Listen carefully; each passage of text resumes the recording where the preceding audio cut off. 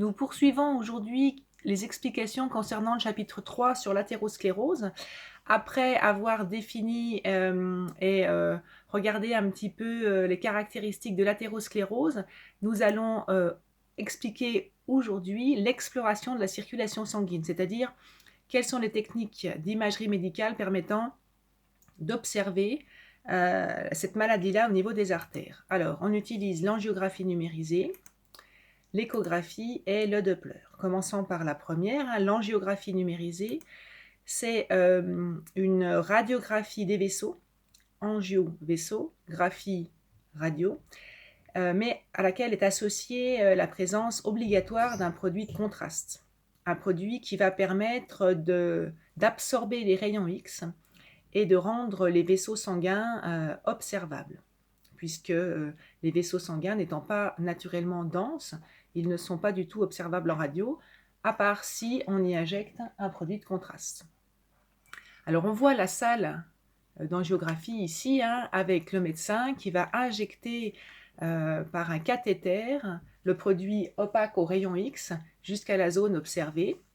Il regarde en direct ici sur les écrans, puisque c'est une angiographie numérisée, c'est-à-dire que le détecteur de rayon X ici va être couplé à une caméra qui va lui permettre de suivre la progression du produit opaque et ainsi repérer les zones malades.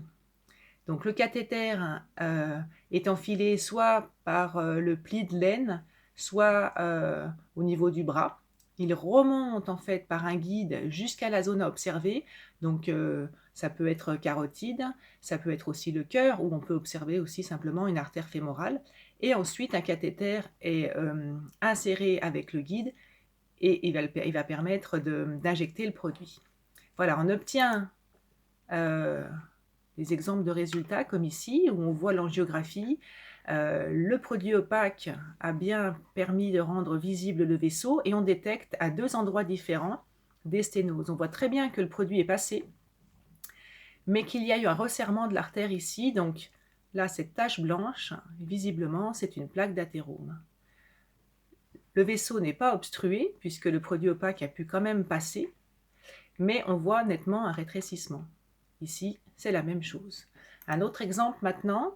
Alors, on voit une angiographie ici normale avec les artères fémorales, et là, on voit que dans cette jambe-là, le produit s'est arrêté, ce qui veut dire qu'il y a eu une obstruction de l'artère ici, causée par un caillot, qui n'a pas permis la progression du liquide opaque et qui montre en fait ici un arrêt de la circulation artérielle. Et donc là, toute cette zone-là est totalement en hypoxie.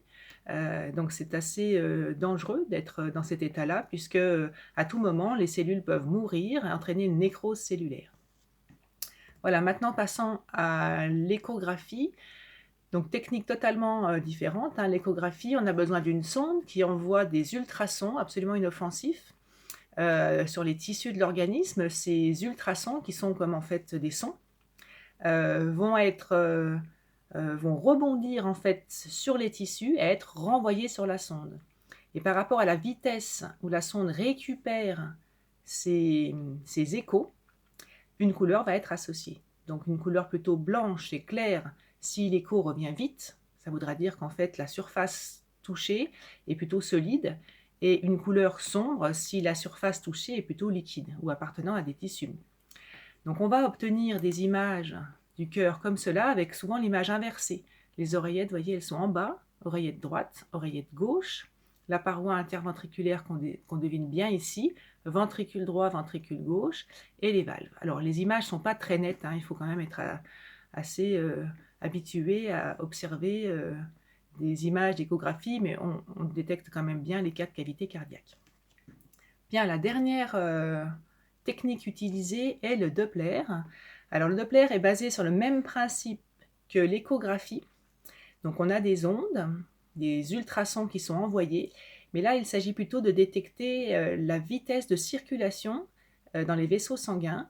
Donc on va avoir en fait détection d'un graphique comme ça, qui va détecter les flux sanguins, la vitesse du sang. Alors, le Doppler, il faut vraiment être initié hein, pour le comprendre vraiment. Nous, on cherchera simplement à comparer des Dopplers normaux et des Dopplers anormaux. Quand ils seront identiques, tout ira bien, et quand ils seront différents, on dira simplement qu'il y a un problème. D'accord? On obtient des graphiques comme ça de flux sanguin. C'est le même principe que les radars, en fait. Plus le sang arrive vite, plus l'écho va être récupéré rapidement. Et si le sang a du mal à circuler, l'écho va revenir doucement. Et la machine interprète ceci avec différents graphiques. Et juste une dernière image, hein, très souvent, l'échographie est associée au Doppler. Et donc, on va avoir sur la même image, une image échographique et un graphique Doppler. Voilà. Et on saura en fait en déduire s'il y a présence ou pas de plaques d'athérome.